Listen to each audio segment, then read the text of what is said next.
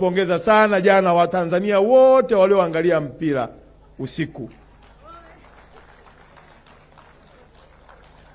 Sina maana kwamba nawapongeza walioshinda, mimi nawapongeza Watanzania wote walioangalia mpira wa mguu jana usiku pale Zanzibar. Kwa kweli ulikuwa ni mpira mzuri sana. Hongereni Watanzania kwa kuendelea kuviunga mkono vilabu vyetu hivi. Yale matokeo kwangu kwa kweli sio jambo la muhimu sana, kwa sababu sitaki kugombana na waziri wangu mkuu. Nikianza kujadili matokeo hapa mbele ya Daktari Mwigulu Lameck Nchemba, nitatengeneza kesi nyingine. Asika ninyima siku nyingine nisije kama mgeni rasmi kumwakilisha mahala bure.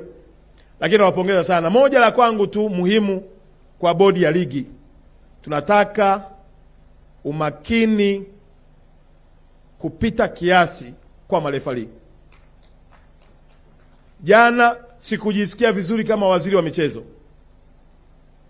kuona Watanzania wanampongeza na kumsifia refa wa Kenya wakati sisi tuna marefa Tanzania. Na kwa nini wamefika hatua ya kumpongeza refa wa Kenya? Maana yake kuna tatizo kwa marefa wetu katika taifa letu la Tanzania. Sasa wizara yetu jukumu lake ni kulea na sio kuingilia. Tunaitaka bodi ya ligi na wataalamu wote wanaohusika na upangaji wa marefa wahakikishe ethics na nidhamu zinawekewa kipaumbele katika usimamizi wa michezo yetu. Tusingependa marefa wawe chanzo cha huzuni. Tusingependa marefa wawe chanzo cha kuharibu michezo yetu. Tunataka fair game. Na imani katibu mkuu unanisikia, utawaambia watu wa BMT wakae na TFF, kwa sababu malalamiko ya marefa yamekuwepo kwa muda mrefu. Na jana nilivyoona watu wanasema unaona refa huyu hata utoaji wa kadi haukuwa kama zile za njugu. Kwamba utaratibu ulikuwepo, yani kuna mahala ukijidondosha mpira unaendelea.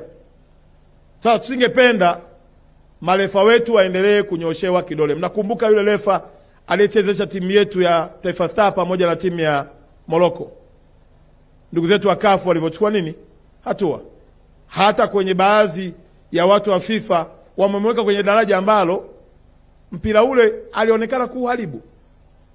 Sasa tusingependa aina ya refa wa hivyo aendelee kuonekana Tanzania. Tunataka marefa wafanye kazi yao vizuri, na niwahakikishie tu ndugu zangu, tumehakikisha tena VAR inafungwa kwenye uwanja wa Arusha, inafungwa kwenye uwanja wa Mkapa.